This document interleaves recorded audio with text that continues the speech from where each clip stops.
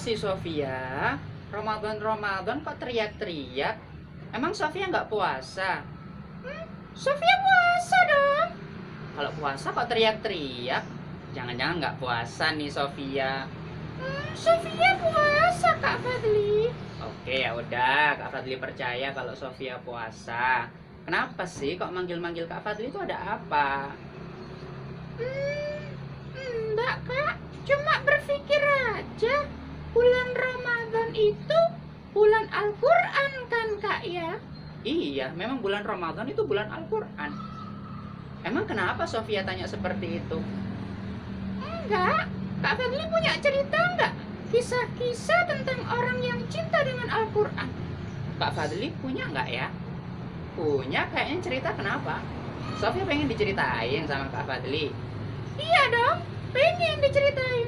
Apalagi teman-teman Sofia di depan semuanya. Pasti semuanya pengen diceritain. Emang teman-temannya Sofia pengen diceritain sama Kak Fadli? Coba disapa dulu dong Sofia. Halo, hai teman-teman, assalamualaikum.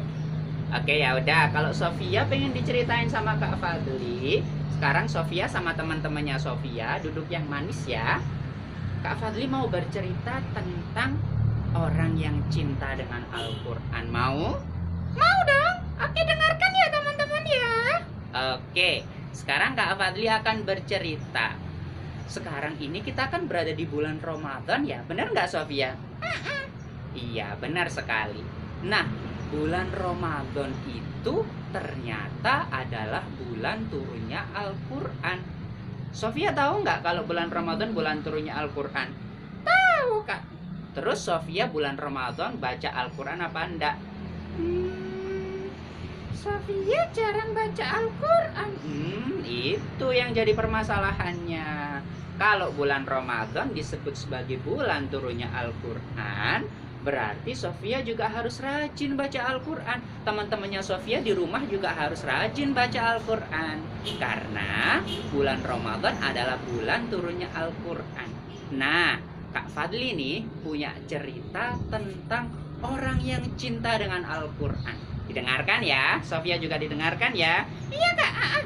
Oke, nah suatu hari ada seorang laki-laki yang bernama Hamid Bahamid. Siapa ya Sofia? Hamid Bahamid. Pinter. Laki-laki ini namanya adalah Hamid Bahamid. Nah, laki-laki ini dikenal oleh orang-orang sebagai orang yang cinta dengan Al-Quran. Kok bisa Kak? Iya, soalnya Hamid Bahamid ini ternyata setiap hari selalu membaca Al-Quran loh teman-teman.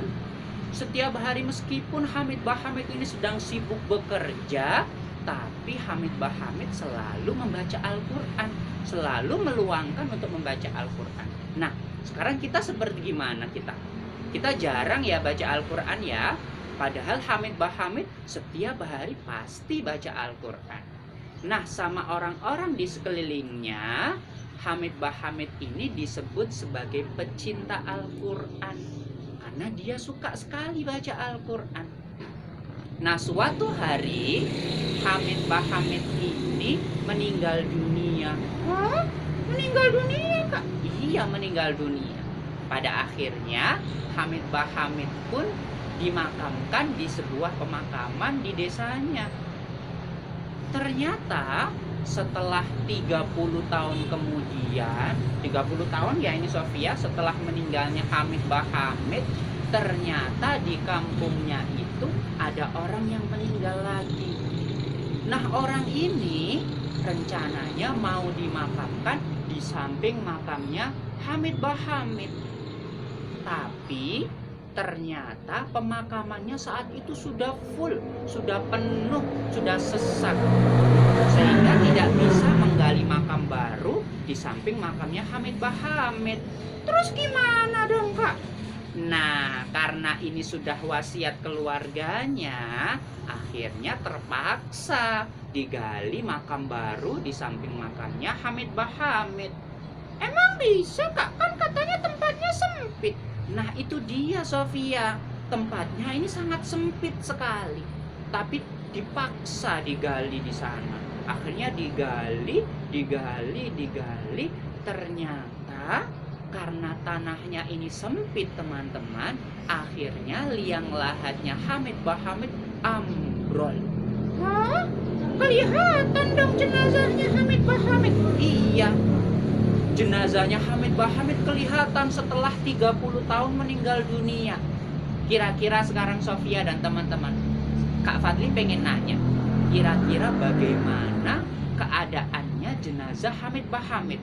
Kira-kira sudah busuk nggak ya jenazahnya ya? Kan sudah 30 tahun meninggal dunia. Kayaknya jenazahnya masih utuh deh Kak. Kan Hamid Bahamid cinta dengan Al-Quran. Bisa jadi jenazahnya utuh. Atau mungkin jenazahnya kain kafannya masih putih. Atau baunya masih wangi Sofia. Gimana teman-teman? Kira-kira setelah 30 tahun Hamid Bahamid meninggal dunia, kemudian liang lahatnya ambrol, kira-kira bagaimana keadaan jenazah Hamid Bahamid? Ayo. Dan ternyata Sofia, ternyata teman-teman, jenazahnya Hamid Bahamid itu masih utuh dan duduk membaca Al-Quran. Hah?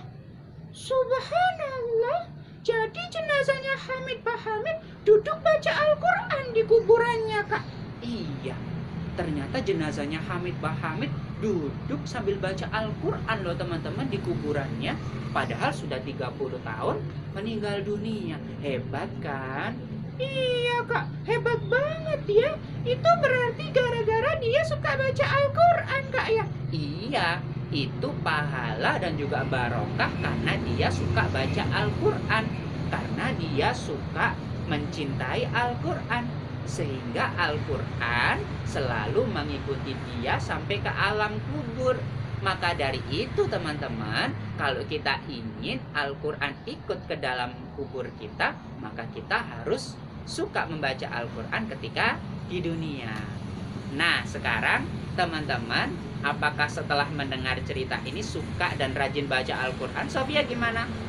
Aku akan rajin baca Al-Quran Kak. Aku ingin besok ketika di alam kubur Al-Quran ikut denganku. Pinter. Teman-teman gimana? Teman-teman juga ingin kan Al-Quran ikut ke alam kubur?